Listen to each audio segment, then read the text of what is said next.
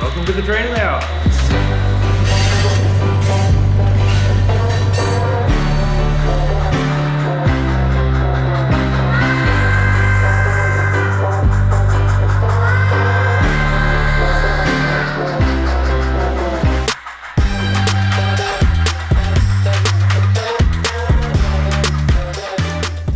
Well, so I pretty much just gave away the whole video by showing you that clip, but whatever. So, in the next part of this video, it was a Monday night, only had half the time, and to be honest, I just wasn't in the mood to be talking on video. I just didn't want to talk. I just had, I don't know, whatever day. So I did record some video so I can show you. So I might just pop in down here at the corner and kind of explain stuff a little bit of what I was doing now that I'm editing this. And later in the video was actually a different day, working on the same project. So then we'll kind of pick up from there. Yeah, all right, let's get going. See ya. So here, I stacked ties on top of other ties to make it taller so I could file it down and transition between the super elevated and the level stuff. Then you just gotta check it with a straight edge. Hopefully the rail will sit on there nicely. Back and forth a few times, file it, check it with a straight edge, file it, check it with a straight edge. And yeah, it got it really close to where it needed to be. So yeah, this is just kind of an overhead view of that. It looks pretty good. And another area where I had to add ties in. So here, this is kind of neat because there were short pieces of rail on the bridge. I just pulled them out.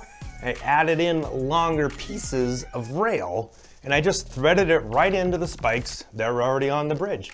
That way there's less connection. Take up that short piece, put it in a long piece. Worked out really well.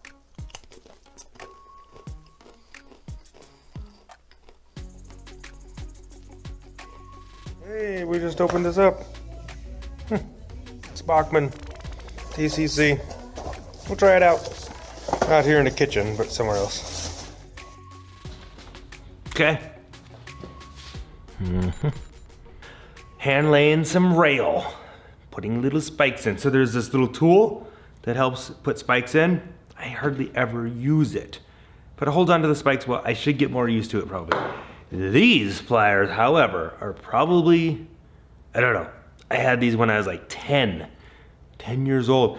And just the way the teeth line up on this, they just hold spikes like so well. It's so hard for me to use anything but these. It's just nice and tight, doesn't move. I just put it close to the edge I need. It works great. So I should probably use these, but man, it's hard. If I ever lost these,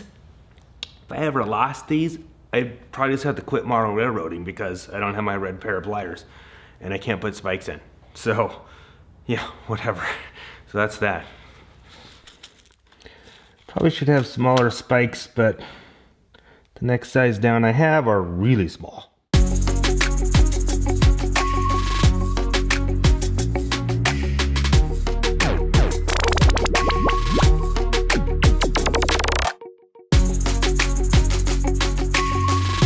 So here's a little tip. If you're gonna hand lay track, make sure you have a track gauge. This is an HOn3 gauge. It checks the distance between rails and flangeways and wheel sets. If you don't know how to use one of these, go look it up, it's out there. But learn how to use it, know how to use it. I halfway know. So don't try and lay track without a track gauge. I did years ago, I hand laid some track and it works great, it's fine. As long as you don't run any trains over it, it's fine, it looks cool. So use a track gauge if you actually want it to be successful at hand laying track. So yeah, it makes a difference. And God, if you're hand build, custom build turnouts, make sure you got a track gauge. So looking pretty decent. Yeah, all right. I'm not using a rail joiner. Don't tell anybody. I spike this in really well here. I'm gonna run this one up to it. We're gonna spike that one in really well too. I can't even see it, where'd it go? I'm gonna run that to there.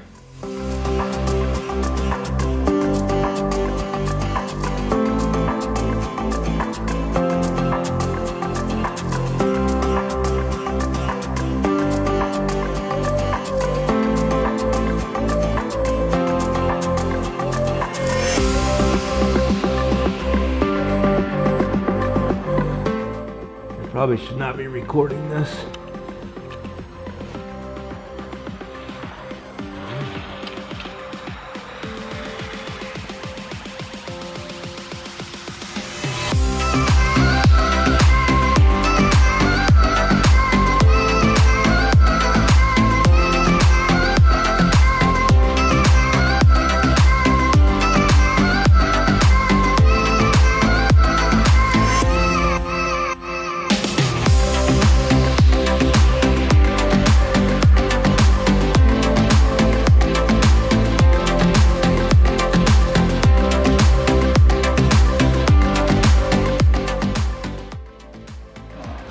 Oh crap.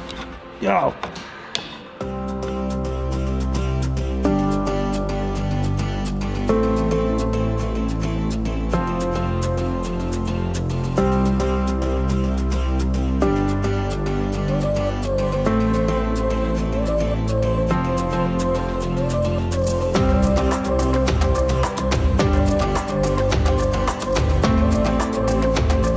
Okay, so Jim wanted to show this because I was questioning if you could make a curve out of a straight jig for the ties. So yes, we use the straight jig for the ties, put a thin piece of tape down the middle, and you can still lay them down in a curved way. So there you go.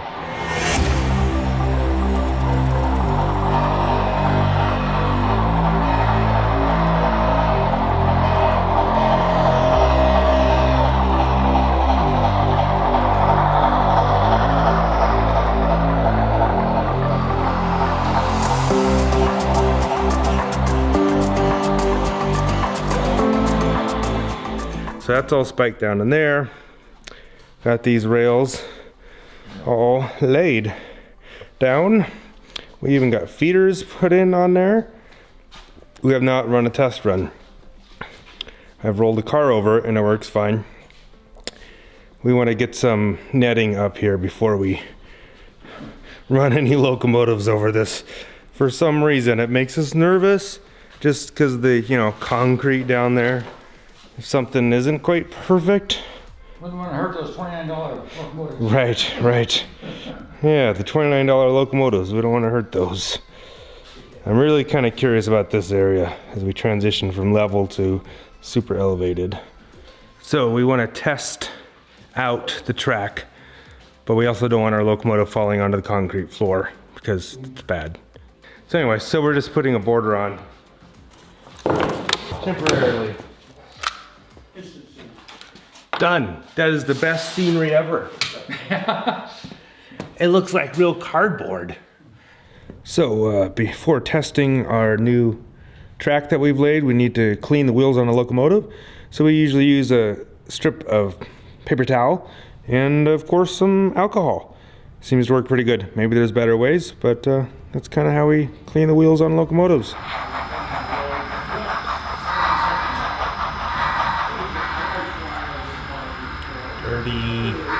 Dirty.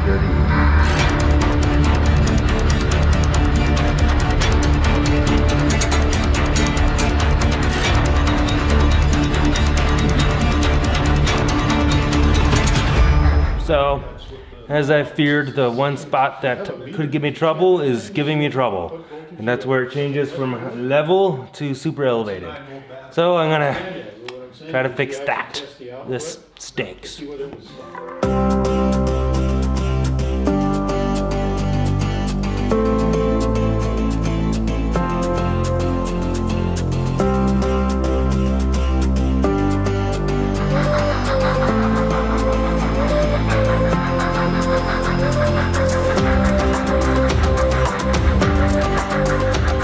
So I was a little nervous I wasn't going to be able to get that to work right.